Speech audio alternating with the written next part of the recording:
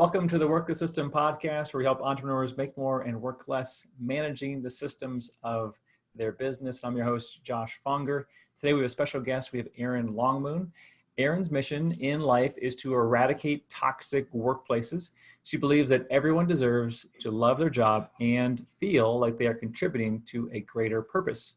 As the owner of Zephyr Recruiting, she accomplishes this mission by matching great small businesses with their right fit employees. All right, Erin, so why don't you give us the backstory? Tell us how you got into this line of work. Well, not going into the long story, the short version is a number of years ago, I was a business coach and I worked with small businesses. I became a business coach because I'm a serial entrepreneur and I've been through the grind a number of times. And I actually helped businesses systematize, Josh, so that they could scale and they could grow their businesses. And inevitably, we would get to a place where in order to scale and grow, we get the systems in place, but we might need to add people to the team so that they didn't have to do all of it themselves, or we'd identify a key role that hadn't yet been identified. And my wonderful clients would already be working crazy hours, needing to focus on other things, and the recruiting would come up and they wouldn't really have the bandwidth to do it themselves. Or many of them actually had hiring PTSD. It is a true thing because they'd made some really bad hires. And in the small business space, bad hires, you can't hide them, right? I mean, they stick out like a sore thumb. They're really painful. So they were scared to do it. I actually have some history in recruiting in my previous career. So as it became an add-on service in my coaching business.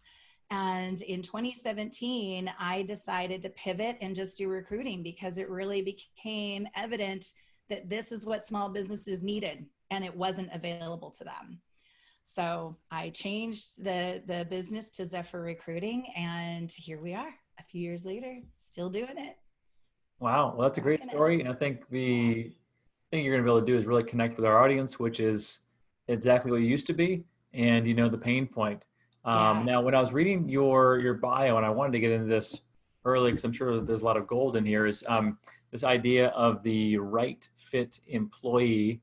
And so what is the right fit employee, and is there like a right fit process, or what does that look like?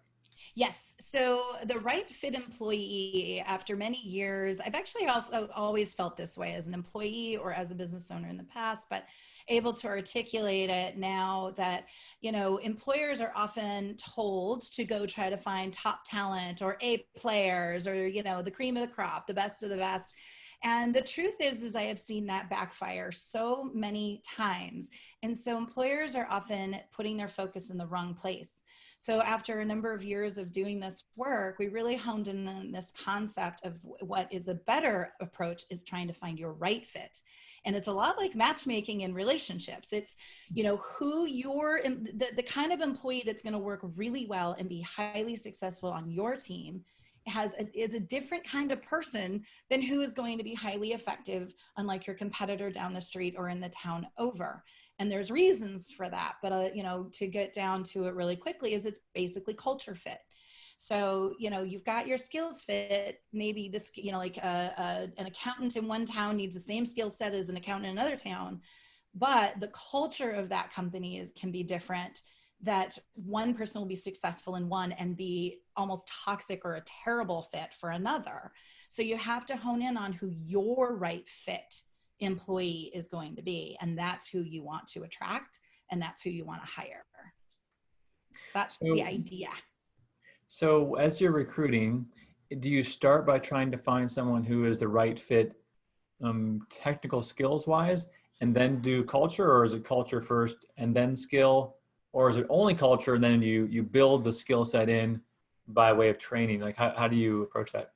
It really depends, to be honest, Josh. It depends on what the people, what that company needs in the moment. I mean, a lot of small business owners, the real truth is that they need someone with the skills because they don't have, supervisors and various chains of command that can then take the time to train deeply. It's a wonderful idea, to be honest. I mean, we love the idea of maybe bringing someone in who has a lot of the soft skills and the culture fit, and then you train them as you need them. But and that can work. So that can work. You have to identify if you have the resources, the internal resources to do that.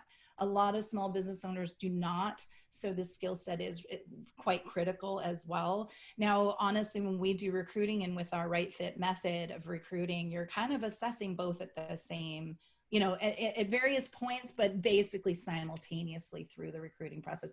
So you need to figure out through the process, you will weigh different criteria when you create what we call the right fit employee profile. So I'm kind of jumping ahead, but you will create, if you use our method, then you create a right fit profile, and then you kind of rate the different components based on what you can offer and what kind of resources you have available to you.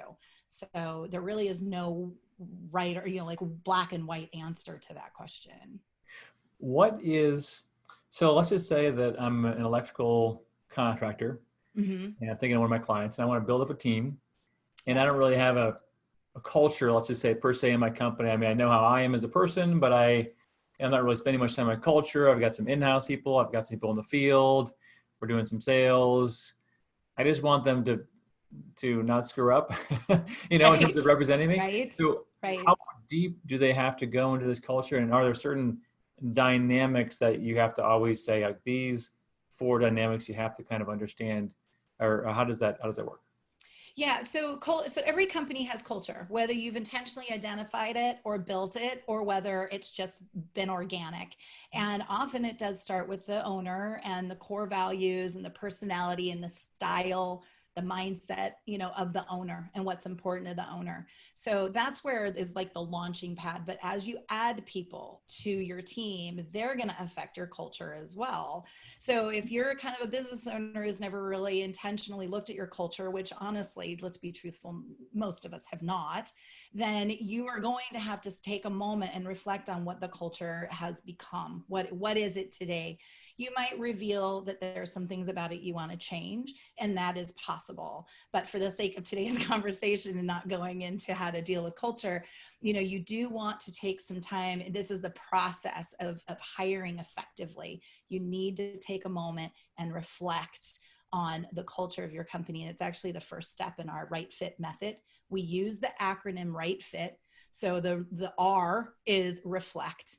And that's where you want to take a moment and look and identify what are your core values of the company? What is the personality of the company? What are the goals? You want to get a nice rounded picture of your culture, the strengths, weaknesses, all sorts of things. And you create sort of a picture of it. And then you go into identifying who then, as an employee, team member, is going to work well in that culture. They don't need to have the exact same core values as you, but their core values should align with your team, with your company core values, as opposed to, being in opposition. That's usually where big problems come in. The personality of the person should work well with your team. We love diversity, so they don't have to be cookie cutter. You don't want a cookie cutter team. You want people to kind of be yin and yang and support each other and create a well-rounded team. But you have to understand what you have in order to understand what you need. Right? So then you create this, what we call the right fit employee avatar, and which is it's a profile, a written out intentional profile. Because if you don't know what you're looking for, you're often going to end up attracting the wrong people and picking the wrong people. So that's the first 2 steps in our method, actually. Well, just keep going on. What is the next step? So the next step after you do that is you generate. So now we start thinking about the actual recruiting process a little bit, and you have to think about marketing. This is marketing in a lot of ways. And that's one thing that a lot of employers, small business employers, don't think about recruiting as a marketing function, but it is.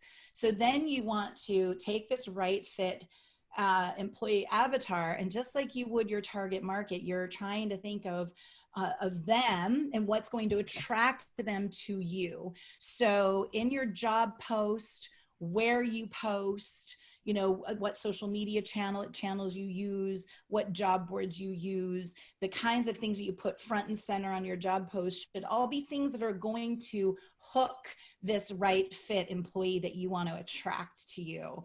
So you got to think about what we do here at Zephyr in our job post is the first 3 sentences are like a hook, kind of like your elevator pitch, or kind of, think about it like that. And it should be dynamic. It should reflect the culture. It should reflect the personality, so it should be really exciting, not dry and drab. Mm-hmm. So that's kind of the next step, is coming up with those marketing pieces and the marketing strategy.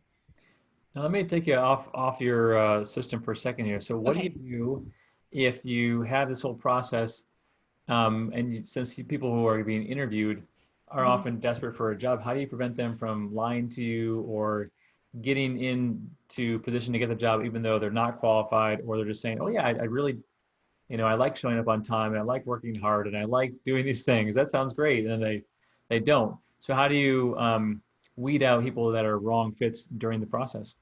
So there's a couple of different things that we do here that we recommend highly. One of them is the interviewing process.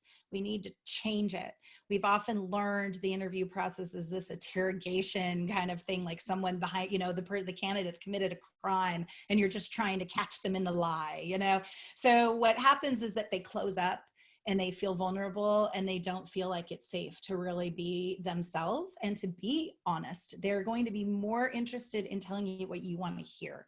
So the very first thing is that first interaction you have with them, starting from the email you send to say, I would like to interview you, all the way through the process, has to make them feel safe. And it's very different than what probably a lot of people have heard, but it really, really works. Be genuinely interested in who they are as a person. Treat them with respect. Be kind, spend time and be present with them. Be curious about who they are. And trust me, if you do that approach and you ask probing curiosity questions, they will start to show who they really are. They will feel safe to be honest. And that's really where the lies start to happen, is when they don't feel safe. And then one other key piece is when you get into the interview, use coaching questions. Ask deeper. So if somebody tells you a story about a previous employment situation they had, ask them to go more. Tell me more about that. And then what happened? How did you feel about that? Well, what did your supervisor say? Like you would if your friend was telling you this great story about their trip to Italy, right? Like you're captivated and you want to hear everything. Well, the more you ask deeper questions, the more you'll get to the heart of kind of who they are and what matters to them. And that's what you're looking for. Oh, I can't hear you now. I There am you myself go. included. Okay, Thank go you. ahead. Yeah, we're live. So the next question is, what's the next step? So I think I'm at RIG. Are we at H now on the right fit Yeah, method? well, I think we're actually Or at T? interviews. So we kind of lumped a number together, which or lumped a number of them together because of the time. But once you do that, it's this whole interview. You really have to, like I said, go deep with them, and then do take the time to do reference checks. And when you do reference checks, pick who you want to talk to, which is also a little different than what we're told. Don't get a reference list from the candidate. Those are going to be their cheerleaders, right? Hands down. It could even be their sister-in-law or brother-in-law for all you know. So you want to pick based on their resume who you want to talk to, get their permission. You do have to get permission from the candidate to allow you to check references, do background checks, all that kind of stuff for compliance. But then call those particular people, stay at it, because oftentimes they will not call you right back. You're not a priority. But if you keep bugging them, they'll often go ahead and take some time. And then ask some deep questions about them too. Don't just say, were they a good employee? Say, tell me some examples of, how they embodied your company's core values. Tell me how they exceeded your expectations. What do you think they're best at, even if it wasn't a part of their job? Just like try to get to know the candidate from someone else's lens. And that's really helpful. So don't negate reference checks if you do them correctly.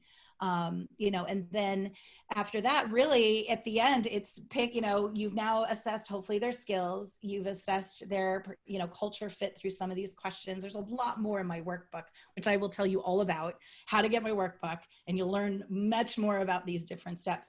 But, and then you get through the reference check and everything. You do want them to meet your team because you want to see how the team interacts with them. So don't negate that step as well. And ideally make it a little bit more social so that they'll open up, your team can open up, and you can see how a true dynamic, how it plays out, rather than just, a team interview that's really structured. That often doesn't really reveal culture fit very well. So these are some of the parts of our right fit process that will help you assess not just skills, but also that culture fit. What if you're going through this process and you say, hey, you know what? There's some people in my company right now who are not a culture fit. Uh-huh. Then what do? You say, hey, I want my culture to be this, but it's really over here due to these three people.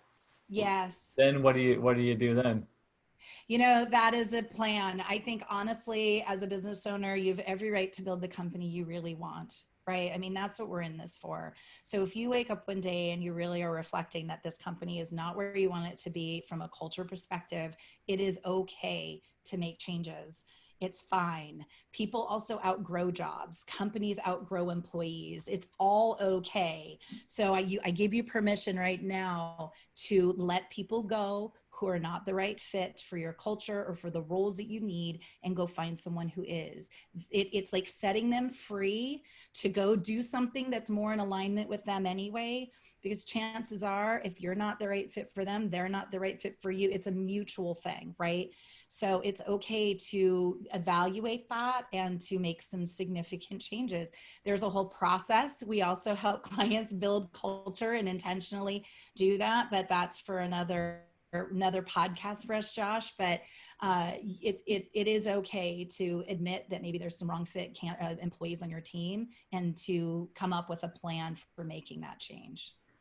What about the hiring process for contractors that you're going to work with regularly versus employees? Is it different at all, or is it the same process? It kind of depends. If you're going through, let's say, a virtual assistant company, right, and you're just hiring one of their people as a contractor, that's different, and you're not going to probably do as much with them. If you are hiring like an independent freelancer who you are going to work with, then yes, we do that. We do that with a couple of roles for us, like our marketing person and a sales consultant and stuff, and we put them through our full process, because it is similar. If we're not going to work well together, then we shouldn't, right? We just shouldn't. So we put those types of 1099s through the same process. What is the most common mistake that small business owners are making in the hiring process that they should really stop doing? There's actually, I wish there was just one. Give us the top Unfortunately, 50. probably one of the biggest ones though is hiring like friends and family. I mean, I've seen that backfire so many times, unfortunately, because we love these people, we know them well, we trust them. So it feels like a no-brainer to have them be the one we choose, but it often doesn't work. And then it can, really ruin a relationship that was far more meaningful than the role that you're trying to have them fill. So really don't do it. Now, referrals are a different thing, getting referrals from your existing team, things like that. But I'm talking about the people who are directly connected to the employer. It's just generally not a great idea. There's a few that work, but most don't. So that's probably the biggest one. The other one is hiring too fast.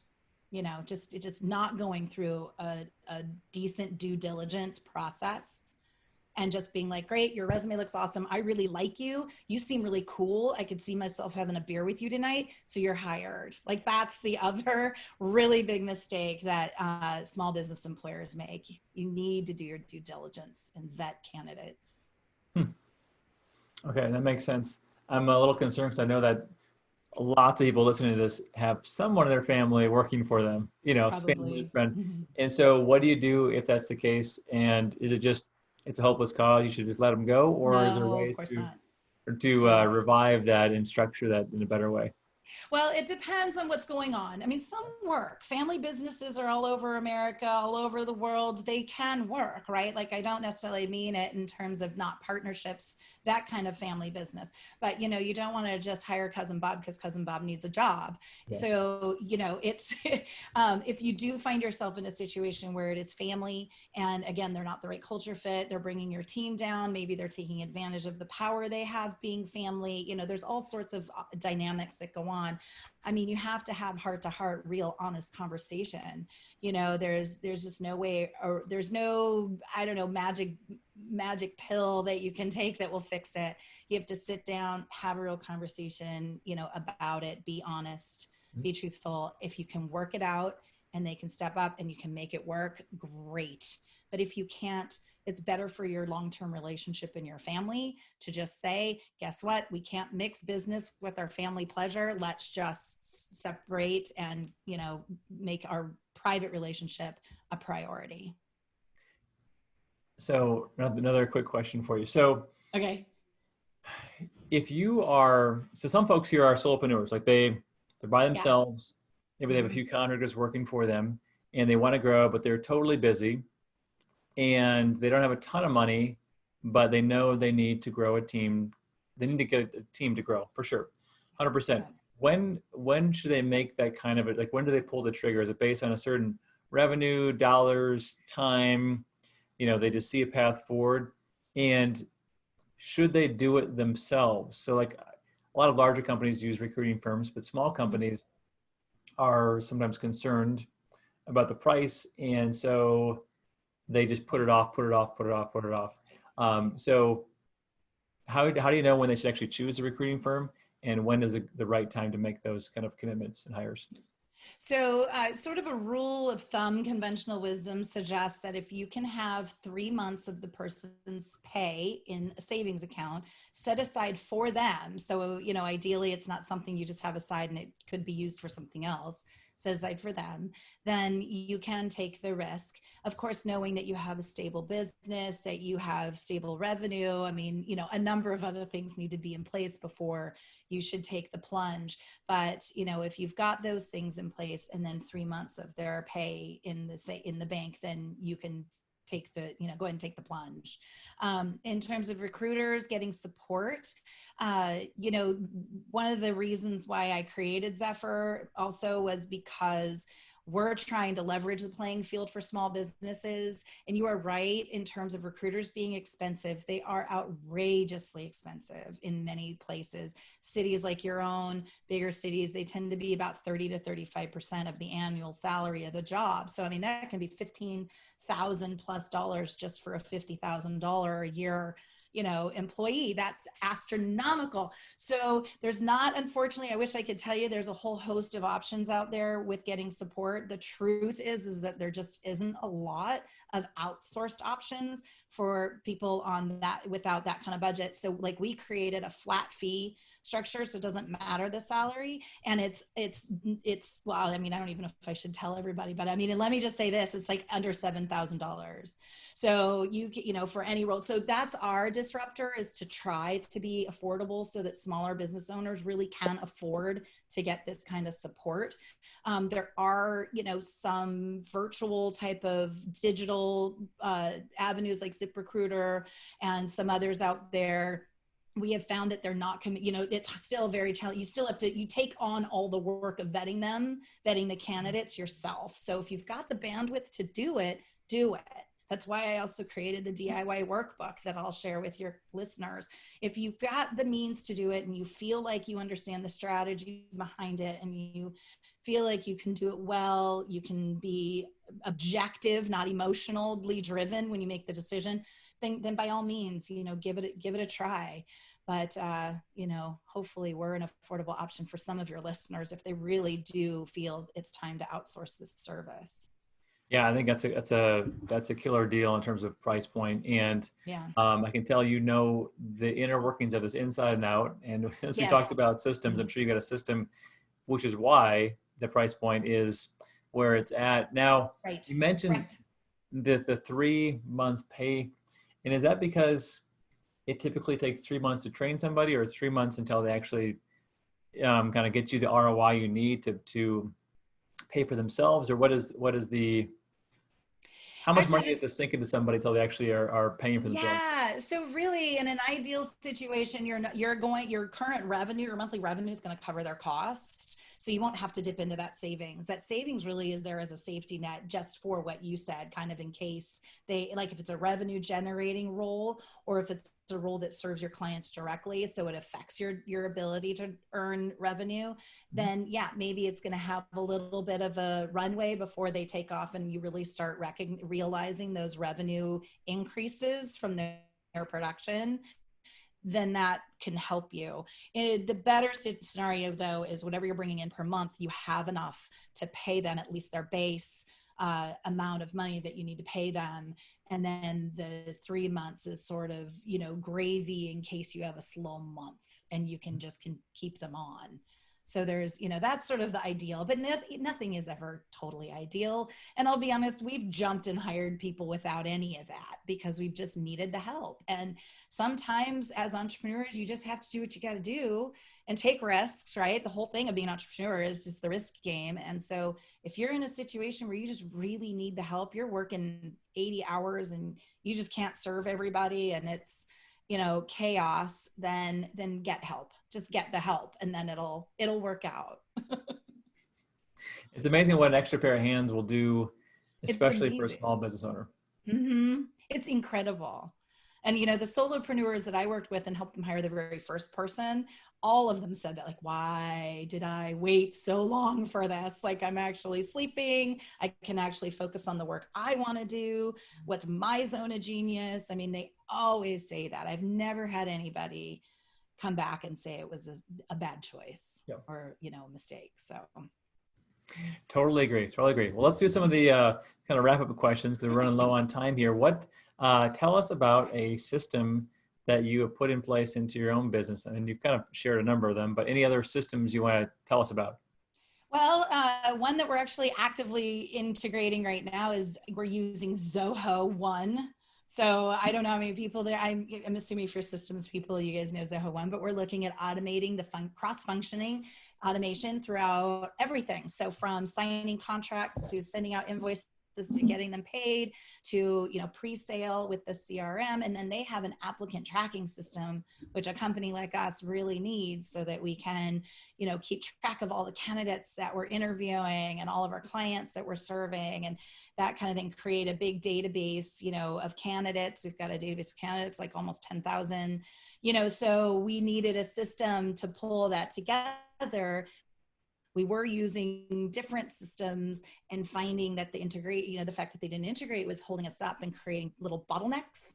So we're in the process of building out Zoho to hopefully solve all of those and to just automate a lot of the processes that don't have to be done by humans, you know, which us recruiting has to be done by humans, but, you know, getting a contract signed doesn't. So there you go. That's a great advice.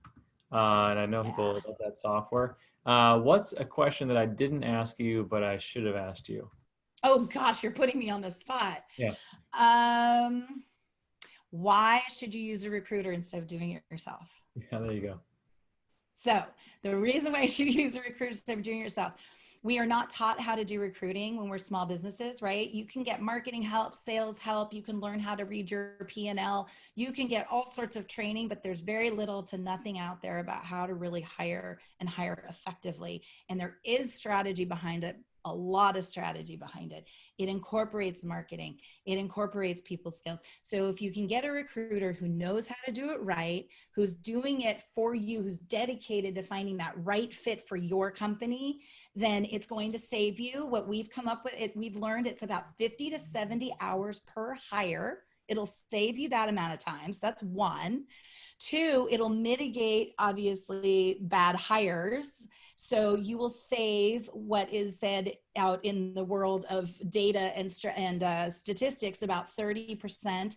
A bad hire costs you about 30% of their salary. So we'll save you that kind of money because we're not going to let you make a bad hire.